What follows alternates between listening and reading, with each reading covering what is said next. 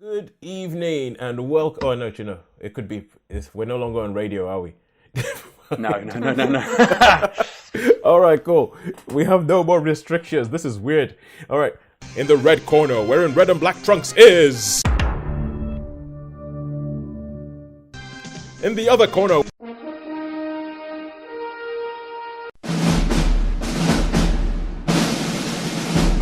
And all their friends. So without any further ado, Let's get ready to rumble! hello and welcome to Netflix vs. Cinema, the podcast in which we try and figure out who is winning this battle, this age-old aggressive battle between Netflix, you sitting down at home or watching stuff on your sofa, and getting up, going to a darkened room and watching things in the cinema. My name is Tosin and I will be your host for the next hour. I am based up in Coventry in the United Kingdom, and on the Isle of Wight are Sharon. Hello. And Sean. Hiya. How are you guys doing? Yeah, I'm doing pretty good. Doing all right, thank Yeah, you, we're doing really fine. Oh, We're all cool. snuggled up here, all ready all to go. snuggly and warm. Yeah. So has the snow made How's it the all the way weather down up to the your way? Isle of Wight yet? Not a flake. Not a flake. No, not a flake. How about up your way? It was white this morning. It was a really hard frost, but we had no snow. No, we've had more snow. We've had more snow falling down, settling, doing all that. So it's we actually had a sort of winter wonderland scene this morning. Oh, wow. Yeah, it's kind of it's one of those things. You go into a park and it looks like Narnia. That's what we're getting up here. Oh. That's nice. That sounds We lovely, may get yeah. that every few years, but Yeah. maybe not this year. All right. Who knows? Who knows? Well, you never know. I do think it is traveling down south because when we started off, we had it a couple of days before it happened in London. So there might be a couple of days and maybe you'll get it. Maybe it'll cross that little bit of water and come to the That bit of island. water. Or maybe you'll just decide that's just way too tropical. Who knows? We'll see. Who knows? We shall see.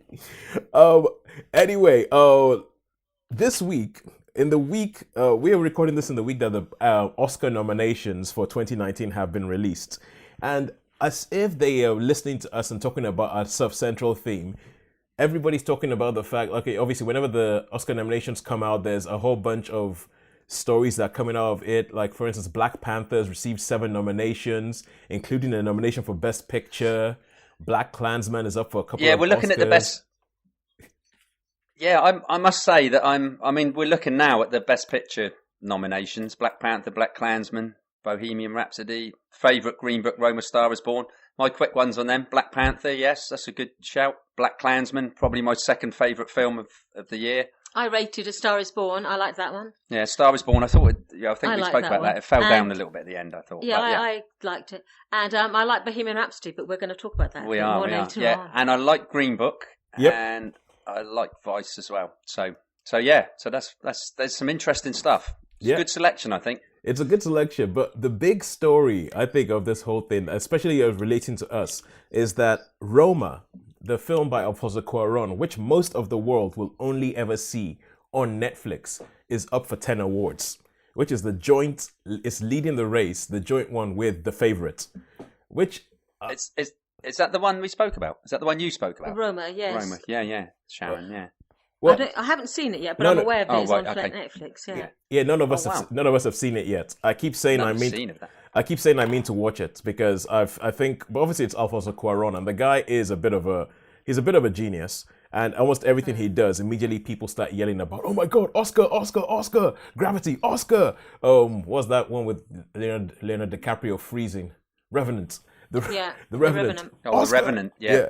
And now he's made Roma, and obviously everybody's talking about it, but the fact is, they released it in cinemas for a very short period of time. And I think the main reason they released it in the cinemas for a short period of time was so it would qualify for the award ceremonies. So because it's been in cinemas, it qualifies for the Oscars. But apart from that, most of the world will see it on Netflix. And I think this is Netflix can you just imagine the sort of publicity coup that they're going to have if they do win Best Picture? They're going to be like, a Netflix movie wins Best Picture. And I think it's just for me, it's evidence of Netflix just going a lot more aggressive at trying to take cinemas down. Yeah, you could be right. It is sort of taking on the big boys, isn't it? Really. Yeah. It really, really is. I mean, they're being just they are your typical disruptors. They're like, this is the way things have been done for ages. We're coming in. We're going to do it. So we will see what happens on the 24th of February. It's not that far away now. It's not that far away. We'll see what happens on the 24th of February, and we'll see. I think it's going to be majorly interesting if pretty much Netflix win Best Picture, or if Netflix. I think they're going to win. They're going to win some of them. They're going to win some awards. So it's going to be I think it's going to be the first time a Netflix movie has won any Oscars, and it's Hollywood is going to have a major identity crisis. Isn't the Oscars mainly Hollywood people though? They vote for it themselves. Yeah, they vote for it themselves. So they're up against them unless someone's got the. Because don't you have to have been nominated in the past to become a part of the Academy? I believe you do. And then you get a voting right, don't you? Yeah, you do. I know there's got to be other grounds for being a member, but I don't know what they are. No, I don't know. There's other grounds, like you can be nominated. I think you have to be nominated to be a member. You don't have to have been nominated for an Oscar, but you have to be nominated to be a member of the Academy. So, but the thing is, a lot of these people, like for instance, if I look through the other things, best song in the movie has one of the nominees is when a cowboy gains his wings from the Ballad of Buster Scruggs. Yeah, it's from the Ballad of Buster Scruggs. The Ballad of Buster Scruggs is actually up for, let's see, it's up for best costume design as well, best song. So there are these things. Ballad of Buster Scruggs is another one that is a Netflix movie. And Buster Scruggs. We spoke about that, didn't we? Yeah, we spoke about Buster Scruggs. Good film. That's the Coen brothers. So it's people like the Coen brothers are voting for these things but they're like, I think they just want to make films. They want to make films, and they will go with whoever lets them make their film. And Netflix at the moment, they're saying, yeah, we'll let you make your film. We're not that bothered about how much money. We're not bothered about box office receipts. We're not bothered about that, because as long as people pay their subscriptions and all that, we have the money. I wonder if Netflix are quite. They say they give them a lot of license as well, and the Coen brothers, they say basically, do you know what? Here's the money. Go and make your film. We're not going to interfere. Whereas sometimes, the studios might. If they're done major companies, sometimes they can interfere a little bit, can't they? And whereas other people have probably got their own ideas that they want to do. So you're going to get quite a lot of people that will like that. Yeah, and that's why I think it's a massive identity crisis going on in Hollywood, because the fact is, when you do something the studios, if they make a film, they need it to be a hit to make their money back. Netflix don't need it to be a hit. Because that's true. Even if it's a weird. Sorry, carry on, Sharon. No, I was going to say they've got a guaranteed fixed income, haven't they? Because people pay every month, so they know that there's going to have. If there were 100 million members paying £5 a month, they know they're going to have that amount of money. Yeah, so it doesn't matter if something's a flop, does it? It's not like if someone spends millions on a movie and it flops awfully. Yeah,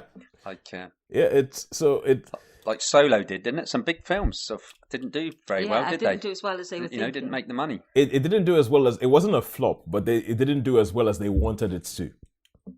Yeah. Which is another thing. Like, films can make money, and still studios would be like, well, it wasn't what we wanted, so we're not gonna make that. We're not gonna make a sequel or anything like that.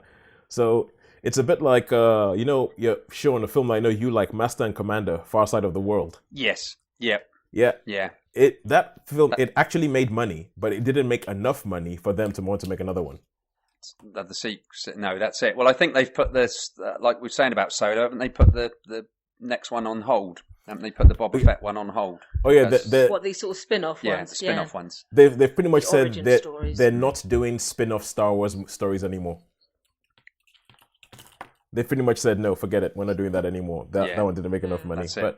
But hey, anyway. Greedy suckers. And it's interesting, another film we're going to be talking about tonight, Glass, the belated sequel to Unbreakable. I think they didn't make it earlier. One of the reasons was they didn't believe that Unbreakable, even though it made a lot of money, but compared to Sixth Sense, it wasn't a huge Because I think he put in quite a lot of his own money. They put a lot of money in it, so I think that's why they're always a bit reluctant to make an outright sequel. Yeah. So he got through. He did it in a sneaky sort of way, didn't he? By doing an unofficial sequel with Split. Yeah. Okay, so I think I think those are the kind of films that are going to be going more towards Netflix in the future. And Sharon, you absolute beauty! What a lovely segue. Now let's talk about our first film today. So you've got us to our first film that we're going to talk about today. So we're going to talk about, and this is, last week you guys were leaving to go watch this film in the cinema, and that's Glass. So we're trying to keep things on pack. So you have 7 minutes. 7 minutes to talk about this film. We ask questions, we fire things away, and then you let us know what you think. So Sharon, would you like to do us the honors and tell us a little bit about, you already started a bit. Tell us a little bit about Glass. Yes. Yeah, so this is the third instalment in the Unbreakable storyline, M. Night Shyamalan's series of films. So it's starting with Unbreakable with David Dunn, played by Bruce Willis, who's a man who can't be hurt. He's got super strength. He's a superhero, straight out of a comic book. And his arch nemesis was Mr. Glass. And then we encountered another comic book anti-hero, the Beast, in Split, played by James McAvoy, who was this multi-personality person, and his like dark core was the Beast. The Beast, that's it. And then this is the third film where basically those three people, Mr. Glass, David Dunn, Mr. Unbreakable, and the Beast, all meet and collide in unexpected and interesting ways. Interesting ways, yeah. All right. Interesting ways is exactly right. As I say, it's great. Do you know what I liked about this? I mean, was like they actually, like you said, the Beast, but all his personalities is called the Host, and I think they had some names for David Dunn as well. The Horde. That's it. Yeah, the Host is a Korean movie. Yeah, the Horde, and I think David Dunn they had him as like what did they call him in this one? Like the caped, the Overseer. He did have. The Overseer, that's it, and there was some other ones they were calling him. So he's all got their names, and I mean, I really like that little bit about it, which when they all come together. Yeah, because on here it's it's got them all. And when they did the card, I thought it was quite good at the end. The very end, if you stayed around, they'd had the credits, and you had James McAvoy playing, and then they listed all sort of 25. That's it. Yes. Characters, which I thought was a nice nod to the fact that he wasn't just playing the Host; he was playing. He was playing 24 separate people. Yeah, these different. Yeah. Kevin Wendell Crumb being obviously the host, Woody, Kevin and then Wendell all this Crumb, the Horde. Patricia. Yeah. There's Hedwig. Patricia Dennis. Hedwig is the 9-year-old boy. The little boy. Hey, I'm gonna tell. Well, okay. Want to watch me dance? Well, okay. I'll tell you what I like about. So M. Night Shyamalan, when he came out with The Sixth Sense and Unbreakable, he became known for doing twists. And that was his big thing. Like, whenever you went to watch an M. Night Shyamalan movie, you were like, oh, where's the twist? What's the twist in this one going to be? And this is a man who has essentially made an entire film a twist. So the problem I have the problem I have with talking about Glass is, to talk about Glass is a total spoiler for Split in any way, shape, or form. So, and it's kind of like, so if somebody hadn't seen Split and then saw the poster for Glass, you're kind of watching it going, what the heck? How did those guys? What's going on? Because that's exactly what did happen with my business partner, because he said to me, I'm going to see Glass tonight. I said, oh, have you seen Unbreakable and Split then? He said, no. I said, they are all linked. And are they? It's like, yes. So he saw Glass, then he's gone away and he's bought the other two, and then he's since watched the other two. He says, now it makes sense. I think you've got to see the other movies, really. Yeah, I think it's quite key. I think you do. I think you do, because I remember Unbreakable when it came out. Unbreakable is one of the few films that I saw and I thought, hang on, that film is not long enough. Where's the rest of it? Yeah. Because it feels it's a classy film. It is it's a beautiful film. The one thing as well I love about this is the way it's shot, because it's gone back to like Unbreakable, where it's shot like panels in comics. And the one in particular that really stuck in my mind is with Samuel L. Jackson, when he's sort of framed in a doorway, and it lingers on it for quite a long time. And before he rolls into the light. That's it. Yeah. And I just thought, that's good. It was, and there was other moments through it which it was I mean, I think from watching Unbreakable, where it was all done like panels of a comic book, there are moments in this where it's done like a comic book. Yeah. Because he's got an interesting use of colour, hasn't he, old M. Night? Because I think in Unbreakable, it was anyone wearing a really strong colour. It was someone who had a connection to David Dunn. Yeah. And there was also, I don't want to give spoilers about it. So I think his use of colour and his use of light and shade, especially in this film, was sort of marked, wasn't it? You do get these strong shadows and these strong contrasts. Yeah. Which is quite a pictorial treat. Yes. But yeah, I think it was quite visually, it was quite visual striking. So that makes a real difference, I think, with this sort of film, where it is based on classic comic books rather than modern Walking Dead type comic books. It harks back that classic age, doesn't it? The superhero type and villains. Yeah. And I think it did it really well. Yeah. And I'm not someone I read 2000 AD when I was a youth, but I haven't really. You're still a youth, Sharon. You're still a youth, bless you. Thank you. I guess anyone sort of listening to this, they won't see us. They're like, oh yeah, I bet she does look young. I'm very young looking on the radio or the streaming thingy. Well, okay. But so in my youth, I watched 2000 AD, so I'm aware of the structure of comics rather than being an aficionado myself. But I thought it was really cleverly the use of colour, the use of shade, and the use of just the framing of the shots. Exactly, I thought was particularly striking. Yeah.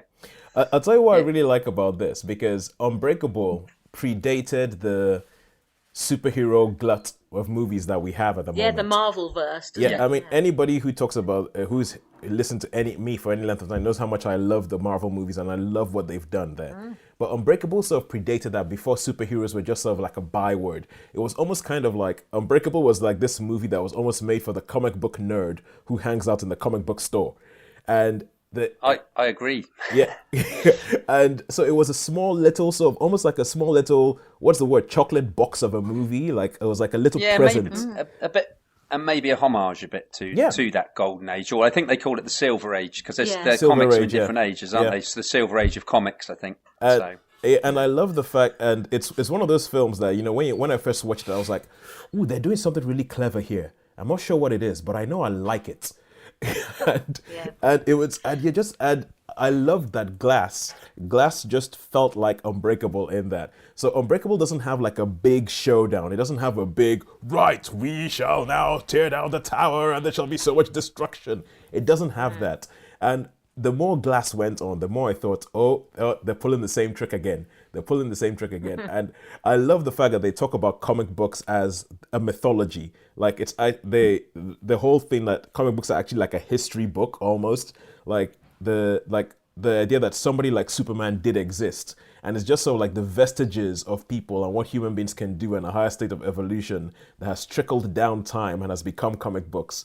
And I just love the way they build the mythology. I think it's very well thought out, very well done. Yeah. And I think James McAvoy is crazily good. Crazy good in this film.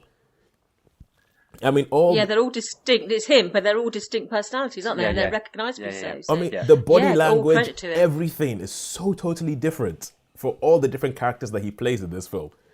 And I think, I think Sarah Paulson is also great in it. But anyway, I'll essentially I'll say go see the film. Nod, though.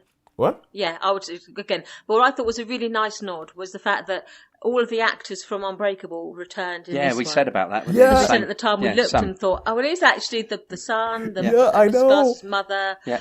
They are the same actors. That was so good. And so good. How they managed to get the same people back? I know. I mean, that it makes it feel like the continuation of the same world. It really does. And exactly, it really did work. I know. That was just a thrill.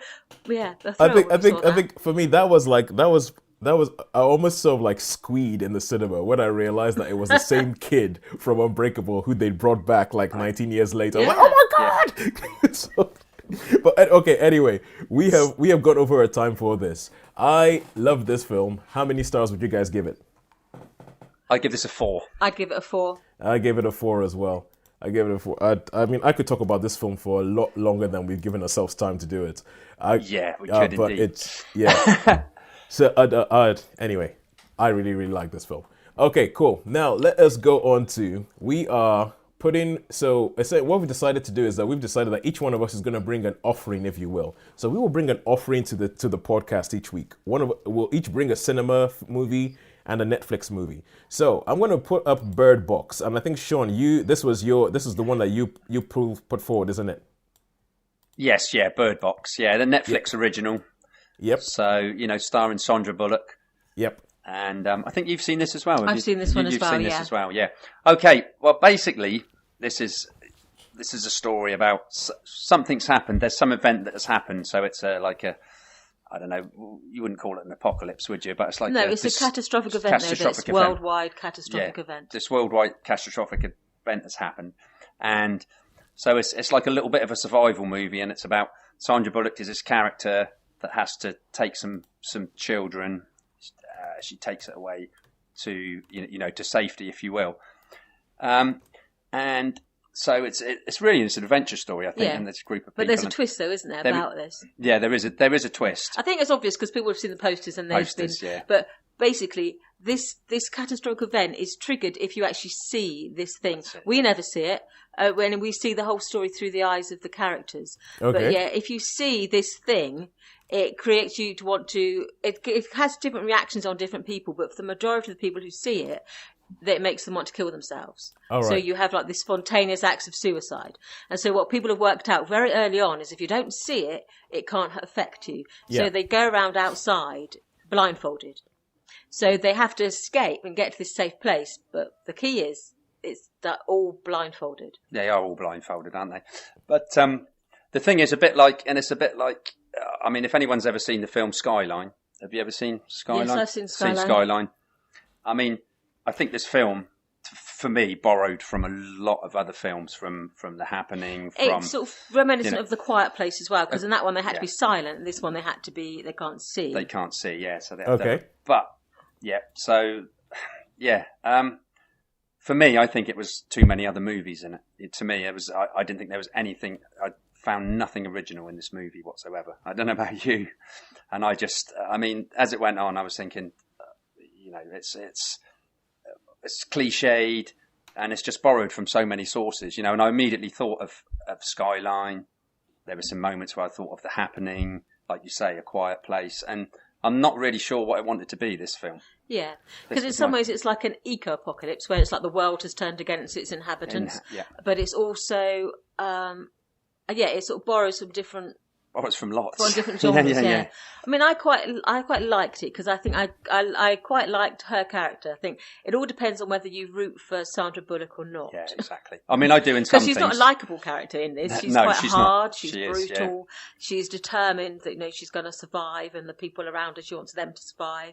So she's become this hard nut, really. But it all depends whether you root for her or not, and I found that I did. You did, yeah. Oh, okay. So with this, I, on the other hand, yeah, it's like Sean, on the other hand, just wanted to take off that blindfold and look at whatever it was. So with this, okay. So Sean, you were saying that it seems like it borrows from a lot of different things, but sometimes you have a film that has a pretty some of the things in it are kind of like similar or they're kind of familiar. But the difference is that what they've done different is that they've added a little bit like the blindfold thing. So it could be like, oh, this looks like a scene from The Magnificent Seven, but with everybody blindfolded. So you didn't think the blindfolded thing added anything new to it? I think as well, there were some scenes in it where the blindfolds could have come off a lot easier than what they did. There were certain times in the film with, people saying, oh, look. And I mean... It's really tough to stay blindfolded. I would think that would, and they did, to be fair. But I think that would be like really, really super difficult. I think, and especially for some younger, it would be so difficult not to keep that blindfold on. So you don't think that they did enough with that sort of central tension of ooh? Well, it's the case of I think they managed to keep the blindfolds on for a hell of a long time, and it would have been, I think with anybody, it would have been just sort of super tempting to just say, well, just have a little peek. But Yeah. she was determined. I'll give you that. So Sandra Bullock, she was determined not to, and she did instill it, didn't she? And that you would not take these blindfolds off no matter what. This is based on a book, so I think probably they may have explored some of these issues more deeply in the book. Have you read the book? No, I haven't. I'm aware of the book. I've sort of seen it around. It's one of those ones where you pick up and go, oh, shall I get that or read that? And then I've put it down again. So I might add it to I always have a buy me a book list to give to people whenever there's an occasion coming up, and it's like I might add it to my buy me a book list. It's like buy me this. Yeah, I actually think that's a good idea. I did that for my birthday recently. I essentially ended up with like a whole bunch of graphic novels. I'm loving it right now. But so with this, okay, so we have the survival thing and all that, and obviously this has been quite a big hit for Netflix. Netflix don't release the viewing figures. So pretty much the only sort of like measure you have of how good a Netflix thing is how many people are tweeting about it, how many people are talking about it, how many memes it inspires. And like, so you have Stranger Things, there's loads of memes from that. People start using the language in that. But there's this thing called the BirdBox Challenge, which has started off and has made it into the news because they made this film. And I think a lot of people have started trying to do things like drive their cars while blindfolded and all that kind of stuff. And I think that yes, there is one scene in the film where they paint the windows of this car and they blindfold themselves, and they don't blindfold themselves inside the car, but they paint the windows so they can't see out, and they use the in-car sat nav. Yeah. And so they have to, and the proximity alerts. So they basically navigate through the city using the sat nav. So I think I wouldn't recommend anyone do that. Yeah, I think there have been some deaths. Yes, I think people have just been like, "Hey, let's try that." No. I think people have tried that and they've put it up on. Maybe they're just chasing that sort of like YouTube infamy, and I think they've done it. They've put up things on YouTube, and so much so that Netflix had to come out and say, "People, don't do the BirdBox Challenge. It is stupid. Why would you do that?" But I think for them it has been actually a big hit. So what would you guys say about that? Because I think this is one of the biggest. I mean, they've got a big star in it. They've got a really good director. I think it's Susanne Bier who directed it. Yes. And they've got a really good director, really good star. I know the supporting cast is really good as well. So this is a big play. Sarah Paulson again, John Malkovich. Yeah, John Malkovich, isn't it? I can't remember his name, but the guy who was in. I can't remember the name of the guy. Yeah, but essentially, Travanti Rhodes, he was very good in it as well. Yeah, he was in Moonlight. Yeah. So he was in Moonlight. Yeah. So I thought the cast was very good. The casting in it. Some of them were very likable, weren't they? They were. Yeah. Tom Holland, they popped up. Yeah, there was. I mean, it was surprising with the cast. Yeah, a real mixture. So how many stars would you give this big Netflix play? Me, I would give it 2. Whoa. I'd give it a 3. Oh, okay, cool. 2, 3. Good. Well. Yeah, too many cliche, borrowed from too many movies. We know how much you abhor. You abhor logical holes in your films, Sean. Yeah, we did. Yeah, I was talking that again. I was talking to people about that. But this, it didn't. Okay. Like it. All right, cool. So a 2.5 for BirdBox then, taking the average of you two. All right, and now we move on to our next movie, which is Mary, Queen of Scots. Sean, you seen this? Okay, I have seen this. Yes. This is the story of Mary, Queen of Scots. Basically, if anybody knows, Elizabeth I was on the throne of England, and you had this really beautiful young Mary, Queen of Scots, Mary Stuart, who was basically was probably had more right to the throne than Elizabeth, I think. Well, I don't. No, it you depends. don't think so. If you use primogeniture, Depends. she didn't. Okay. Because she was the grand. They're both grandchildren of the king, but one was through the female line and one was through the male line. So the one through the male line would always take precedent over one through the female line. Do you think that's right? Yeah. Yeah. Okay, that's fair. Okay. Enough. Well, this is the laws of the day. Yeah. So. For anybody listening, and if you want to get in touch with us, I know which side you're on, Sharon. You give me some daggers looks then.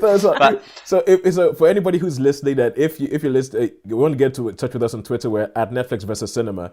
Yeah, just know that Sharon is a bit of a royal buff. So I wouldn't argue.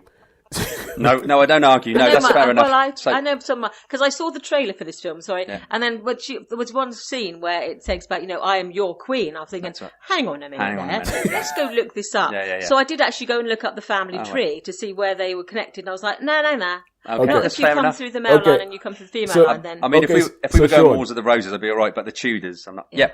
Okay. So basically, this is the story. So she comes over from France to Scotland, and the thing is, there's a lot of court intrigue because she's very determined. She's very, very determined, and what she wants to do, and of course that upsets a lot of people. So I'm guessing mostly the men.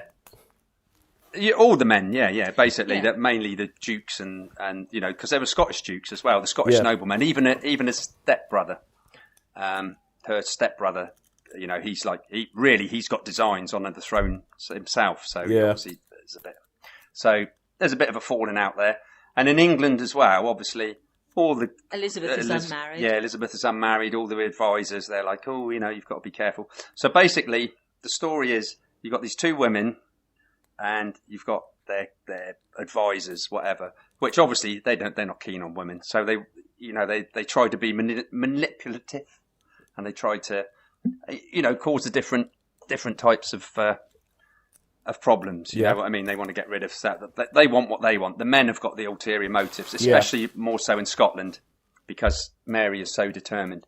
So that's basically the story. You've got these two queens, which goes between the film on a whole. Okay, I really enjoyed most of the film. Yep. But what was really, really disappointing, and there was, in real life, they never met. They don't believe they ever met, do they? But in this film, obviously, there's a scene because, I think people talk about it, and it's just in the trailer as well. The one they did years and years ago, I'm trying to think who was the actress in it. Oh, Glenda Jackson. They did a scene there, didn't they, before she went to Fotheringay, that they did a scene where they'd met. But they don't believe it ever happened that Mary and Elizabeth ever met. So, hey, dramatic license. Up until that point, I thought was really good. From that point, which is because basically what happens is she gets the Scottish noblemen basically kick her out and accuse her of treason. So she goes for protection to Elizabeth. She says, "Oh, can you help me? Can you?" So basically, she goes to Elizabeth the first for protection before anything else. Yeah. And then they meet. They've got this meet, but it's not, must never be known. But they sort of meet up in this like abandoned house, I guess you'd say. Yeah. But there's all these sheets up to sort of conceal them, and they're walking down, and it's all very, very staged. Yeah. And I normally like Margot Robbie. I did not like her in this role. Right. I did as Elizabeth. not. As Elizabeth, didn't work for me. Everything else, Tonya, loved doing that, and Wolf of Wall Street, all those films, all those different roles. Tarzan, I loved doing all those different roles, but I did not like her in this. I was really, really quite disappointed. Yeah. And and the same goes with I can never pronounce her name. Saoirse Ronan. It's the worst role I've seen her in. For me, really? This is my personal, and that scene where they meet, it wasn't convincing for me. This is me. Some people might really like it, and then it just got really. Now I could not really see this happen. One of the reasons I haven't seen the film was because I've only seen the trailer, and it didn't appeal to me. Oh, well, because I'm interested in the history. I'm not a huge fan of Elizabethan history, but I'm interested in that, and I think Mary Queen of Scots is having something of like a historical renaissance at the moment because people are trying to redeem her. She's if none of us are young enough to, but Reign on the moment is about her life in France. Right. It's been on Netflix for like 3 or 4 seasons. Oh yeah. And that's all about Mary's life because she was married. She had like 3 marriages throughout her life, and she was married to I think it was the Dauphin of France or the King of France. And then she was married to Darnley and then to Bothwell. Yeah, Darnley in this is like he's manipulated by everybody so much. He was a weakling. Yeah, well, he is in this. I think in the past he's always been portrayed as being a bit of a weakling who falls for a pretty face. Yeah. And he was sent to Scotland to basically seduce her.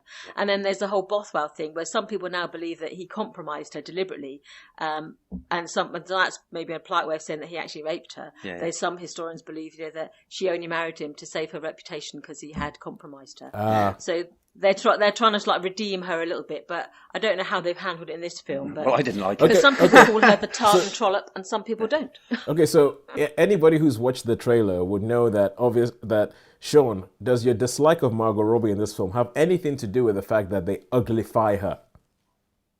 No, because that part was really, really good, where she's poxed up and that part was really, really good. But she just didn't look comfortable. She did not look comfortable in this role. She didn't inhabit the part. Yeah, she didn't inhabit the part. So the makeup was fantastic. I'm not going to knock that because I did think that's the sort of thing, real plastered on because obviously she was very pop face. So the makeup was fantastic. The performance I didn't think convinced me. It didn't do it for me. Okay. And I really, really had no sympathy at all with Saoirse, Mary Queen of Scots, as far as I'm concerned, But ultimately, it was her son that inherited the throne. It was, yeah. So it does, and it does mention that towards the end. Yeah. But there is the best scene of Margot Robbie is right at the end when she's actually decided that she's going to be a man. She's going to be like a man. Well, a man king. She's going to be like a king. And there is, and there's this one scene where she's in all the regalia, and that look, that's sort of towards the end. That's normally about the time of the Spanish Armada. Spanish Armada, yeah. Mm. So 1588. And I hated Mary's stepbrother as well. I don't know who the actor was. I don't even know what duke he was, but he was awful. He was absolutely awful. Really, really awful. So it would have been one of these guys. So I don't know who the actor was. But Sean, I'm guessing you liked this film then. Yes. Let's say it had moments. I liked it up to a certain point. I liked it to a point, and then afterwards, not quite there. So how many stars would you give it? Well, I suppose I'd have to be. I'm going to give it a 3-star because I think it had enough going for it. I'll give it a 3-star just because up until that point where they met, some of it was really good and quite interesting, but I won't give it any more than that. And that's pushing it a little bit because I didn't hate it. I didn't actually hate it, but you see, I Sean, wouldn't say it was. And I had already written down 2. Based on what you said. I think you said 3. So, cool, good stuff. Well, that's surprising. All right, okay, cool. So now let's we'll move on from Mary Queen of Scots, and we're going to move on to because we spoke last week about how there is a certain category of Netflix movie, which is the movies that you meant to catch in the cinema, but they just disappeared really quickly, and then you have to catch up on them or something like Netflix. And I think this is where they can actually make a lot of inroads. And I saw one this last week that fell slap bang into this. This is Nocturnal Animals. And Nocturnal Animals, I believe it was around in the last award season, so about a year ago. And people were talking about it. It was the second film by Tom Ford, who did A Single Man, and he's a fashion designer turned film director. And did any of you guys watch this one when it was in the cinema? No, I didn't see that one. All right, cool. Now it's a weird film. I mean, after I watched the film, I actually had to. I went on Facebook and you know how you can say on Facebook, "Oh, you're watching this or you're reading this or anything," and my comment was just, "Huh?" Because what have I just seen? yeah, pretty much. I was like, wait, what just happened? And the funny thing about the film is that all the way through, you have the feeling that very much it is built for you to have that exact reaction. Everything is. It's not like a because it's badly made. It's actually quite a well-made film. It's quite an engaging film. By the end, you're left going, "What did I just watch? What just happened?" And it's all based around. It stars Amy Adams and Jake Gyllenhaal, but it's really Amy Adams' movies, and it's about the film kicks off. And it kicks off in this art gallery showing. So she's an artist and she has this whole thing about people and she has models who are posed around the gallery and it's very pristine, very white, very cold, I think they are supposed to be in New York. So it's very sort of a New York high society kind of gathering. And everybody's talking to her about how great her art opening is. And then you get to meet her husband, who's played by Armie Hammer. And as the film goes on, it turns out that she has an ex-husband, and he sends her a book. And he sends her a manuscript for a new book. He says, this book is coming out soon, but I wanted you to read it before it's done. And the book is dedicated to her. And it's called Nocturnal Animals. Then the film switches into her reading the book. So most of what you're watching is actually the story that she's reading, if that makes sense. Oh, okay. Yeah, it's the story that is reading. So Jake Gyllenhaal plays her husband, but he also plays the main character in the book. And it's all about this guy who's driving through West Texas with his family late at night, and they encounter some people. So he's driving through his family. His family is his wife and his teenage daughter, and they encounter some people. And this book that this guy has written is not nice. It's like one of those sort of like, the dredges of human society kind of book. It's violent. Essentially, it reads like the kind of thing like Tarantino would like to turn into a film, maybe, but without the humor. So it's just kind of like, it's a dark, worrying book. Yeah.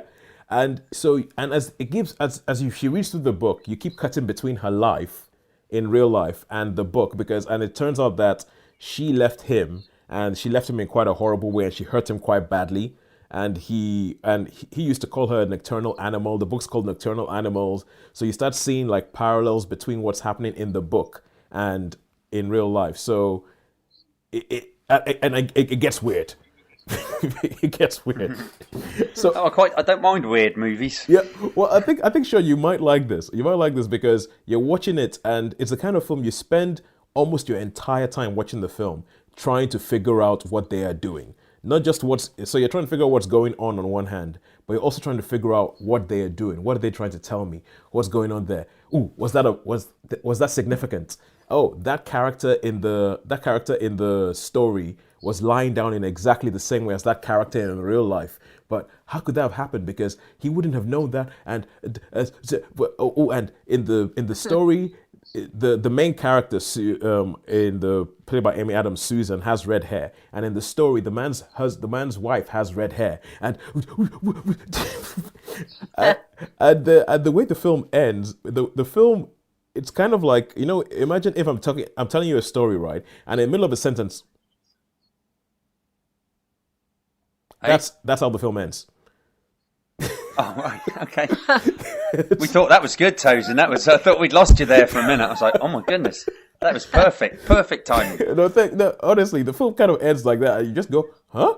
But it stays with you for days as you go back through it, trying to figure out, okay, what? And I can understand why this film was not in cinemas for that long, because it would not have had that long a shelf life or that wide an appeal, I don't think. I think there would have been a couple of people who would have been going, oh yes, and stroking their beards and going, oh yes, Tom Ford. Oh well, what you see here, he's talking about the alienation of the people in New York, how everybody in New York is alone in a crowd and stuff like. Those people would have loved the film, and sure enough, a lot of people do talk about the film and talk about how much they love it and all that. I was confused for a long part of it, and it's one of these. Sure, you know what it reminds me of a bit? What's that? It reminds me of Mother. Oh, right, okay. That'd be interesting then. That's got... But a bit, because Mother was crazy from the get-go.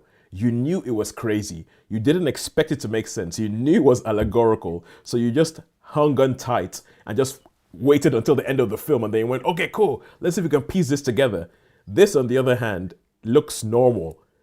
But you keep going, hang on, what does that mean? What did that go? Was that allegorical? Did that actually happen? Is that kind of like, is it in her head? Why did that show up? What's going on? Why did he say that and do that? And it just stays in your mind for a while afterwards, and you start thinking, hang on a second, what's going on here? And a bit like Mother, I'm gonna have to say it is actually a really good film and give it 4 stars, even though my one-word review of this film was, huh? Right, okay. I'll have to give it 4 stars. To give that 4 stars. Yeah. Does that count? So does that count towards Netflix as it was released at the cinema? I guess it does, doesn't it? I mean, it counts towards Netflix. Well, because you saw it as Netflix. Yeah, you saw it on Netflix. Yeah. So okay, in this week, we're talking about what can you watch at the cinema? What can you watch on Netflix? Gotcha. All right. Cool. Yeah, this film. I mean, I've heard of this film. Yeah. Okay. Sorry. No, carry on. Yeah, no, I mean, I've heard of this film and I've heard good things about it, so I might have to catch that one sometime. The trouble is, I don't know, Sharon Tozin, there's just so much, isn't there, really? So good for you for catching up on it, but there's so much out there. Yeah, I know. There's too much. There is too much. And at the moment, it's not even that there's too much, it's that there's too much good stuff. Yeah. There's too much good stuff. It used to be that you could say, oh, I'll watch the good stuff and leave the rubbish. But now... Yeah, that's it. Now there's a lot more rubbish, but there's a lot more good stuff. So it's all right. And so we will now switch over to a film that, even though it was released before Christmas, it's still in cinemas. So that's coming up to 2 months now, I think, that this film has been in cinemas. Yeah, it's done well, isn't it? Yeah, it has done well. I think it's trying to be this year's The Greatest Showman. The Greatest Showman that seemed to be in cinemas for like 6 months or something. Yeah, it just kept going, didn't it? It just kept going and going. It just didn't stop. So I'm talking about I've not actually seen it. You haven't seen The Greatest Showman? I haven't seen it, no. And I mean, all the raves and everybody has told me how good it is, and I've not yet to see it. I went to see it I know you did. First weekend. I know. Well, Sean, I know you did, yeah. I can't remember. Do you like your musicals or not? I don't mind musicals. Yeah, I quite like some musicals. I wouldn't say I like all musicals, but okay. Yeah, The Greatest Showman was okay. But I'm a traditionalist. I love the old. Sharon came in actually singing something from West Side Story, and I was just like, "Oh, Sharon, that's my favourite musical." So it was just really good that she walked in the door singing something from West Side Story. So yeah, so I do like musicals. I mean, I like West Side Story.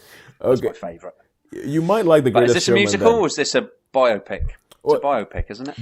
Bohemian Rhapsody. Yeah, so the Queen biopic. It tries to have its cake and eat it.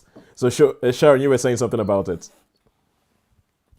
Yes, it's basically Freddie. It's told from the viewpoint of more or less Freddie Mercury rather than the whole band. Yeah, but they do get a look in, and it sort of starts basically with the Bohemian Rhapsody.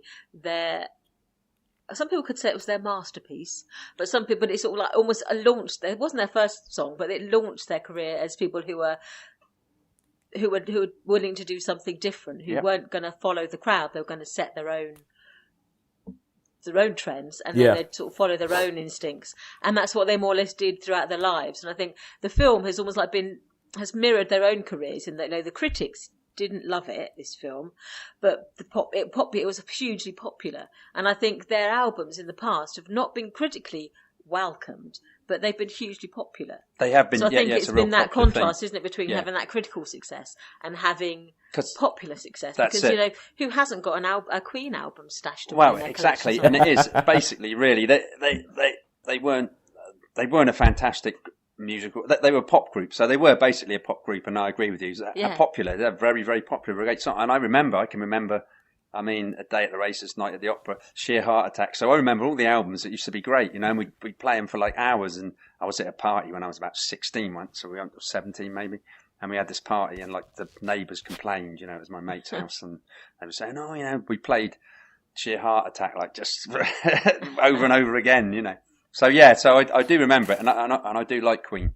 So, but this was 76, I think, and it was like Christmas in the Christmas charts forever. Yes, it was a long thing. So it does go about how they created it, how they lived in this farmhouse, and how they got together, and how it was formed. This collaboration. It wasn't just one member of the band. I think even though this is a film about Freddie mainly, I think it highlights the fact that there wasn't just one man in the band. There were 4 members of Queen, and that each of them had a voice, and they each played a part, and so that's why they now, I think famously, all their royalties are split 4 ways equally. I think that was quite that was really nice, because really, for me, I think the musical bit behind it was probably Roger Taylor. He was his guitar sound was really that's Brian May. He was the drummer. He was a drummer.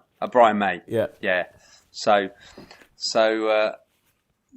was. It was. That was Brian May, was it? Yeah. Brian May was the guitar. Brian May was. He was a guitarist. Yeah, he was a guitarist. And there was the other one, Deacon. John Deacon. John Deacon. John Deacon was the bass player. The bass player. See, they'll know the Queen songs, but I don't. But I don't. Well, that is John Deacon is the one that everybody forgets. Yeah. And based on the way he's lived his life, I think he likes it that way. He's the one who just he's kept out of the highlight. Well out of the way, hasn't he? But does he contribute in this movie? Does he? No. He doesn't. Does he have any input in it? Does Roger Taylor have any input? No. I say that they all do. I think that the film they all do, and that comes over in the movie, does it? I think it really does. I don't think he was involved in the making of it. I think Brian May and Roger Taylor were involved in the making of this film. Right. They were sort of included and part of it, but I think John Deacon just chose not to be. So, but I think he's quite fairly represented as the fact that he did write a lot of these famous bass lines, and he did have a voice in the band, even though he's chosen not to be in the limelight anymore. Yeah. Right, okay. Apparently, he does all the taxes. He does all the taxes. Oh, he does all their taxes. Yes. Is there, just out of interest, was there any reaction from the actual the surviving band members to this movie or not? Well, they were involved in making it. They were involved in making it. Oh, they were involved in making it. Oh, well, that's cool then. So Brian May and Roger Taylor are actually down as executive producers in the film. And I think that might be part of the... And they auditioned Rami Malek as well. They auditioned him, and he went to Roger Taylor's flat and he sang. Yeah, you have to sing Queen to them. songs to them in front of them. Oh wow! Yeah, right, okay. As Freddie. But the things I think about this film, first and foremost, so Rami Malek, he is one of the people who is nominated for Best Actor. And I do think that this film rises and falls on him because, as you say, it is primarily it's sort of like the Freddie Mercury story with the supporting bit of the Queen story of how they came together and all that. But it does rise and fall on him. And I think at the film, it does, his performance is brilliant. I mean, a lot of times you forget you're watching Rami Malek with the prosthetic teeth and all that kind of stuff. I'm just thinking, okay, yeah, this is Freddie Mercury. I'm just watching him. And even at the end where they I think that did come across in the trailer, didn't it? Yeah. Across. I mean, he looks really, really good in the trailer for the movie, you know. And even at the end of the film, when they do that whole thing, when they show you pictures of the actual people who they're playing, even when they show the real Freddie Mercury, you still go, yeah, I still buy Rami Malek as Freddie Mercury. And so I think I think the performance is brilliant. I think at the way that they do jump around a lot, and I feel like there are areas of his life that they could have done more with. That they could have. I think they sort of sketched over some of the aspects of I think his life. Yeah, like I think some of the more seedy aspects. Or? Yes, I think so. Well, I don't even think that they, because the film later on it gets quite seedy. So they show you that these things happened. They don't just go they don't go graphic with it. It's like there's scenes where it shows up. Okay, this is Freddie Mercury's house in Munich, and there is an orgy going on. It's very obvious that is what's going on, but they don't go graphic into the orgy. So it's almost like it hints at his lifestyle. Yeah. It doesn't shy away from this is where his lifestyle was. But for me, it was the other things like the relationship with his father. I was like, ooh, there's something interesting going on there, but they sort of brush over that. The fact that he was born Zoroastrian and his real name is Farouk Bulsara. And why did he want to go so far away from that? Why didn't he want to be known as that? I thought that was kind of interesting as well as to what goes on. And they don't really go on there. The fact that he was engaged to marry a woman for a long time before he came out as gay, and the way they portray that relationship is like it's a really, really loving relationship. And in my head, I'm thinking, I'm like, okay, cool. So this is great. He genuinely loves this woman. She was part of his life until he died, even after he came out as gay. What was and she's inherited most of his estate as well. Yeah. And you're like, so what was going on there? What was going on? How does that work? And I think that there was bits of it where I felt a little bit like when I was watching The Danish Girl. And the change from when this person is in what seems to be a seemingly happy relationship, but then this change is happening and it's changing. And I think The Danish Girl goes a little bit more into that. So I feel like there are interesting bits that the film could have gone into. But quite frankly, what this is really, really interested in is giving you a great time. Let's get to all the songs. And it ends at Live Aid. And so there were issues I had with the film, but by the time you get to the Live Aid concert, you're ready to forget all those issues and just go, wow. Yeah. I think it is the key. I think it's pivotal, isn't it? That Live Aid sequence at the end. Oh, Because I think God, people of a certain age will just remember that. Because Yeah. I certainly remember sitting and watching that particular performance. So I think anyone of an age who remembers Live Aid will go, yes, that is my Live Aid experience watching that.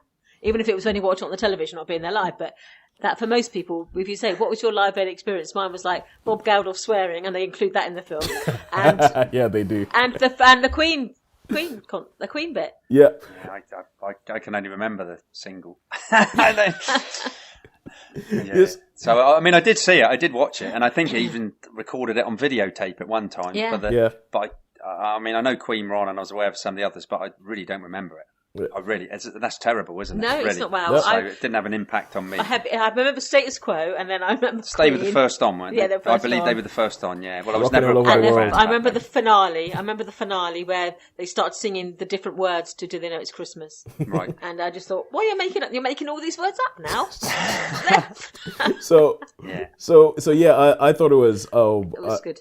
I thought it was a good film. I think for most of it, it's a 3-star film, but because of the Live Aid bit at the end, I'm gonna have to make it a 4.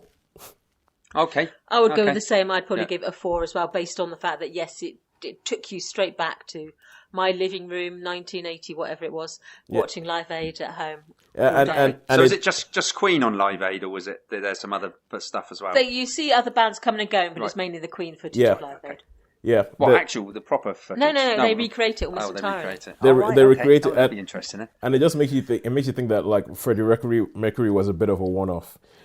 Anyway, so for that, I'll give it a 4. All right, now let's get on to a final film, Sharon. So you have found this us is a Netflix. a Netflix original. Yep, and this is brand new out of the box. I think it was only released last week. Yep.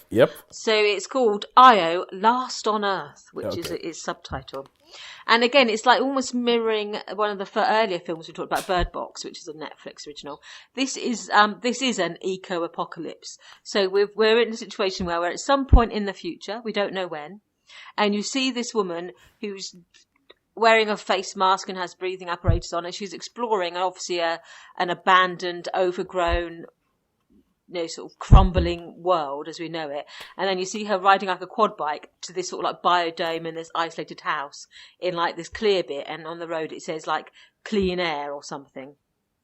And then as the story progresses, you find out basically she's one of the last people left on Earth, that most of Earth's inhabitants left to form these colonies orbiting the moon of Io, where they can mine it to get more fuel to do then sort of deep space exploration. Oh, that's one of the And moons of there's Saturn, right? One of the moons of Saturn, yeah. Okay, yeah. Is it, or is it Jupiter? It's a far off planet. Oh no, anyway. I think it's Jupiter. And Yeah. so yeah. Jupiter. So she was with her father living in this sort of isolation, and he was a scientist, and they're basically sort of studying whether life will continue, because her father firmly believes that, where there's life, it evolves and adapts. Yeah. So if this eco-apocalypse is basically the earth turned toxic, so people would like suffocate in their sleep, they would just develop breathing problems, and you either had to, and there are very few green sort of clean air pockets left on the earth. All right. And so she's basically continuing her father's work, trying to see is life sustainable on Earth. So she has like some bees, and she's growing plants, and she runs all these experiments constantly, trying to see if It sounds like if Wall-E. life will find a way. Yeah. I haven't seen that, but I gather it's very similar. So she's trying to basically, she's living on her own, and then one day this hot air balloon with its sort of closed closed box basically underneath it lands in her clear air zone, and it's this man, and she explains, and they sort of they meet, and the story continues from there. But it's basically exploring about an eco-apocalypse. What are we doing to our planet? What would we adapt? Would we survive? What does it take for someone to survive on a dying world? And do you carry on? And what makes you want to carry on? Okay, so besides the fact that it seems like Netflix is really, really keen on destroying the world. Yeah, these apocalyptic things. Yeah, but besides that, it sounds like it's a bit of a thinky sort of mood piece as opposed to a plot-driven film. Yes, because there's literally only 5 people in this film, and then 2 of them are voices only. You don't actually see them. Oh, wow. So you only actually see 2 actors acting together, then you see flashbacks of another 2 people. So it is just the 2 of them in most of the film. And it is thoughtful, it's quiet. Yeah, I think it must have been quite cheap to make because they only had like 2 locations. And and so it's one of these sort of like quite intense post-apocalyptic stories, really. All right. But it's a quiet film. I don't think it's to everyone's taste because there's no flashbang, there's no big events in it. Yeah. Is it like The Martian? Well, it reminded it's not really. That was more humour. There wasn't a lot of humour in this, but it's more sort of quiet. It reminded me a little bit of a film I only ever saw on an illegal streaming site.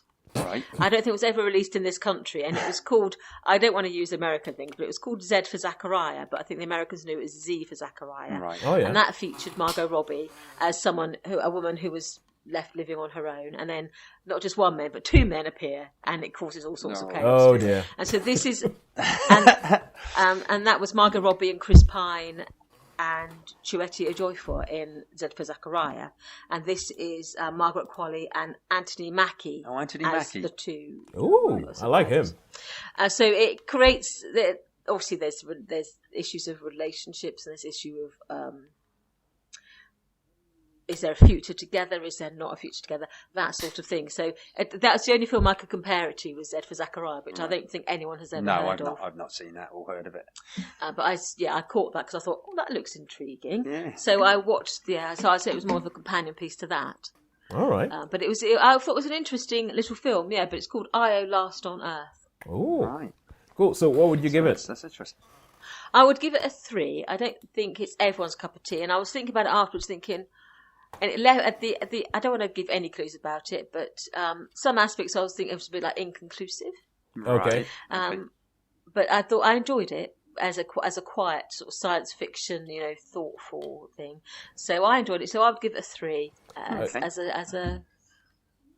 a steady, interesting watch. What they needed was a nice M. Night Shyamalan type twist.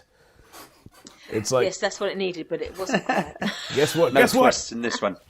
It's like you're all on Earth the whole time, and there's been no apocalypse. You're just an experiment. Woo! There is actually a television drama called, I think, Ascension. Well, I think where they did that, where they left Earth on a spaceship. I'll give you spoilers. So I don't think I was going to watch it because and it's about life 100 years in the future, or 50 years in the future, where they've been living on this spaceship, traveling to this far off planet. And then the big twist is, it turns out that they never actually left Earth. It's an all experiment, and they're all within this spaceship, which is in a huge warehouse somewhere. I think I saw that. And they've just been playing with them. Yeah, it was on Sky One, I think, a couple of years ago. Yeah. But so, that's that sort of thing. But no, I thought it was a good film, so I'd give it a solid 3 from me. There you go. All right, cool. Good stuff. Good stuff. All right, now, before I give you the final things, I'd just like to say, when we talk about things that link films today, today seems to be the week, this episode seems to be the week where we talk about child actors coming back in unexpected roles. So in Glass, we had Spencer Treat Clark, who comes back 19 years later to play. I mean, I can't tell you how happy that made me. That made me so happy when I realized that it was the same kid in Unbreakable who came back. But also because he was in Gladiator as well, wasn't he? Yeah, he was, yeah. But also in Bohemian Rhapsody, the guy who plays John Deacon is an actor called Joe Mazzello, who before Bohemian Rhapsody he was best known as the kid from Jurassic Park. Yes, I remember looking him up thinking, where do I know you? Yeah, he was the Jurassic Park boy. He was the Jurassic Park boy. And I was like, oh my God, it's him. Wow. I'm so happy people are still getting work all these decades later. But on that note, all that's left to say is that this week, of everything that we've said, the winner is Cinema.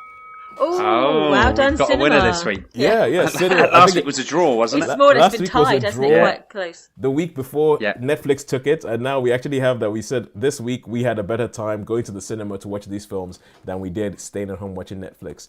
So all that's left to say is thank you for listening to us. Tune in next week where maybe I will finally actually watch Roma. and see what all the fuss is about. And I don't know what else is in the cinema or anything like that, but I'm sure we'll find something to watch and let you know about something. Hopefully you'll get to see Vice, because I'd like to know. I mean, I've already seen that, but I'd like to know what you guys think. That is coming out this week. Oh, it's coming out tomorrow. Yep. Coming out tomorrow. Yeah, so okay. yep. So maybe if you guys could catch that one. I've got a free afternoon Saturday, so I might see if I can catch something Saturday afternoon. Did you see The Big Short? Did you watch The Big Short? Did you see The Big Short? Yeah, I did. It's on Netflix. Yeah, okay. Oh, yeah. But this is better than The Big Short. It's on Netflix. Yeah, so I would be interesting. It'd be interesting if because it's nice if we've all seen something, because we can all put our views on it. And it's nice to see individual things. So yeah. Okay. All right, cool. So all there's left to say is goodbye from me. Goodbye from Sean. Goodbye from me. Yay, goodbye from me. See you later. See you guys next week. Thank you very much. Bye.